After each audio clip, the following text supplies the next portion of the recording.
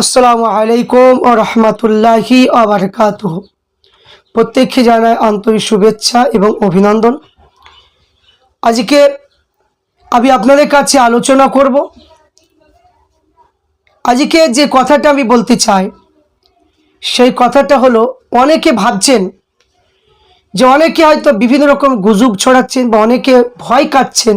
বিভিন্ন রকম দেখছি একটা গুজব আমাদের কাছে আসছে যে কি, যে বিজেপি জিতে গিয়েছে, বিজেপি জিতেছে বলে হয়তো আমাদের কুরবানি হতে দেবে না, কি আমাদেরকে কুরবানি করতে দেবে না, এই রকম বিভিন্ন কি একটা ভয়ের মধ্যে, আতঙ্কের মধ্যে রয়েছেন। আমি প্রত্যেককে বলবো যে আপনারা কোনো আতঙ্কিত হবেন না, কোনো গুজব ছড়াবেন না।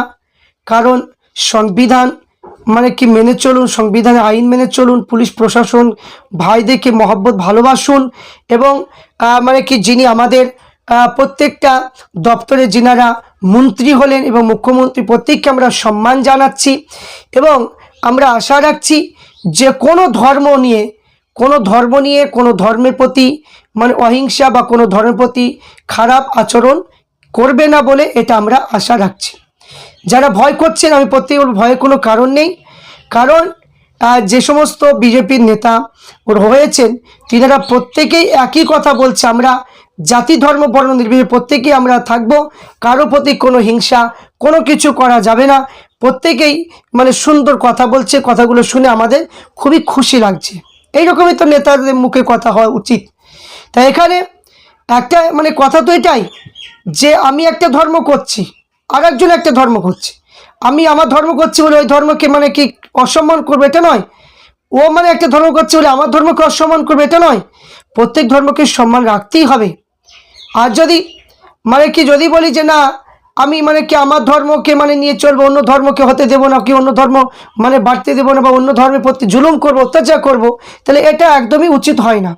কারণ সংবিধান অধিকার দিয়েছে যে এখানে পশ্চিমবাংলা ভারতে প্রত্যেক ধর্মের মানুষ বসবাস করবে, আপন আপন ধর্ম পালন করবে, আপন আপন ধর্ম উৎসব পালন করবে, প্রত্যেকের অধিকার রয়েছে। তাই এখানে আমি বলবো যে এখানে আপনারা মুসলমান জাতি, প্রত্যেক মুসলমান ভাইদেরকে বলবো যে আপনারা কোনো গুজবে কান দেবেন না, কোনো কারো কথায় আপনারা ভয় করবেন না। কারণ এখানে যখনই কোনো আপডেট পাবেন, যিনারা বিভিন্ন পদের নেতা হয়েছে তিনারা কি বলছে, মুখ্যমন্ত্রী কি বলছে, পুলিশ প্রশাসন ভাইরা কি বলছে, আমরা সেই দিকে লক্ষ্য রাখবো। তিনারা যেভাবে বলবে সেইভাবে আমরা চলবো। আমরা কোনো গুজবে আমরা চলবো না। আমরা দেখেছি নাখুদা মসজিদে ইমাম তিনি কি যে বার্তা দিয়েছে আমরা শুনতে পেলাম যে পুলিশ প্রশাসন ভাইয়েরা কি কমিশনার তিনারা বলেছেন যেভাবে নামাজ হচ্ছে সেভাবে হবে, যেভাবে কুরবানি হয়েছে সেইভাবে হবে, কোনো প্রভাব পড়বে না। কারণ কিছু ইউটিউবার, কিছু ফেসবুকে কিছু মানুষ এরা ভিউ পাওয়ার জন্য, এরা ভিউ নেওয়ার জন্য কিছু গুজব রটাচ্ছে। তাদের কথা শুনে আপনারা কোনো ভয় পাবেন না, কোনো ভীতু পাবেন না। কারণ এখানে সরকার, নতুন সরকার গঠন হয়েছে, এখানে যখনই মুখ্যমন্ত্রী হয়েছে তিনি সমস্ত ধর্মেরই অভিভাবক, তিনি সমস্ত ধর্মের অভিভাবক। তিনি একচেটি কারো বিচার করবেন না, তিনি সবারই হয়ে কথা বলবেন। এটা আমাদের আশা, এটা আমরা আশা রাখছি। তিনি সবারই অভিভাবক, যতগুলো কি মন্ত্রী হয়েছেন, মন্ত্রী পদে রয়েছে, তিনি সকলের অভিভাবক, সকলের অভিভাবক। তিনি আমাদের দায়িত্ব নেবেন। তাহলে আমাদের কোনো কষ্ট হবে বা আমাদের কোনো বিপদ হবে এটা কখনোই তিনারা মেনে নিতে পারবেন না। তাই এখানে যে শ্রমিক ভট্টাচার্য তিনাকে আমি অভিনন্দন জানাচ্ছি। তিনি যে কথাগুলো বলছেন, তিনি যে কথাগুলো বলেছেন খুবই সৌন্দর্য কথা বলেছেন। কে কি খাবে, কে কি করবে সেটা তাদের ব্যক্তিগত ব্যাপার, সেটা নিয়ে কি যে কি কোনো গুজব ছড়াবো এটা কখনোই চলবে না।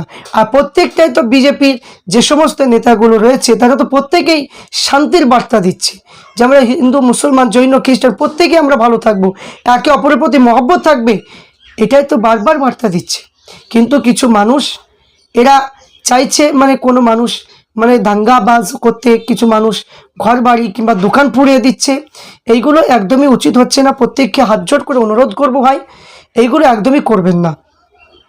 কারণ আজ দেখুন রক্ত শিবির করছে, এই যে রক্তদান শিবির তৈরি করে আমার পিজা নওশাদ সিদ্দিকী ভাইজান, এই যে রক্ত দেয়, মুসলমান ভাইয়েরা কত রক্ত দিচ্ছে, সেই রক্তগুলো অনেক হিন্দু ভাইদের প্রয়োজন হয়, তখন তো কই বিবেচনা করা হয় না যে মুসলমানের রক্ত নেব কি নেব না, তখন বিবেচনা করা হয় না। তো এখানে একটা কথায় পশ্চিমবাংলায় এটাই তো নিয়ম যে একটা হিন্দু ভাই বিপদে পড়লে মুসলমান সহযোগিতা করবে, মুসলমান একটা বিপদে পড়লে হিন্দু ভাই সহযোগিতা করবে। কিন্তু কোথাও না কোথাও আমাদের মধ্যে একটা ফাটল ধরার চেষ্টা করছে। তবে হাত জোর করে প্রত্যেককে অনুরোধ করো ভাই যে এইগুলো অশান্তি, এইগুলো একদম করবেন না। আমাদের উচিত হলো উন্নয়নের দিকে।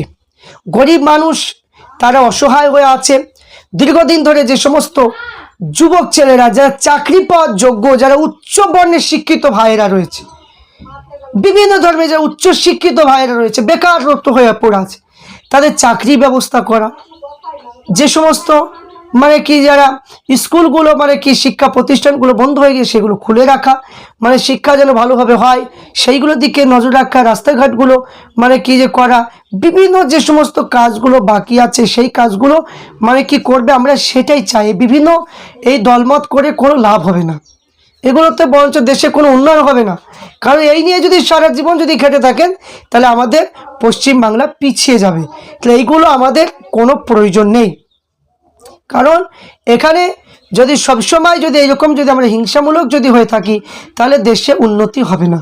তাই সমস্ত হিংসা বিদ্রুপগুলো ভুলে গিয়ে মানে কি বিভিন্ন মানে কি হিংসাগুলো ভুলে গিয়ে আসুন আমরা প্রত্যেকেই জাতি ধর্ম বর্ণ নির্বিশেষে আপন আপন ধর্ম নিয়ে চলি এবং আমরা উন্নয়নের দিকে আমরা খেয়াল রাখি। যেখানে যে মানে কি অসুবিধা রয়েছে সেইগুলো আমরা যে সমস্ত মন্ত্রী হয়েছে তিনাদের কাছে তুলে ধরি এবং অবশ্যই তিনারা কাজ করবে, তাহলে আমাদের সমাজগুলো মানে উন্নতির দিকে যাবে, আমাদের পশ্চিমবাংলা পরিবর্তন হবে।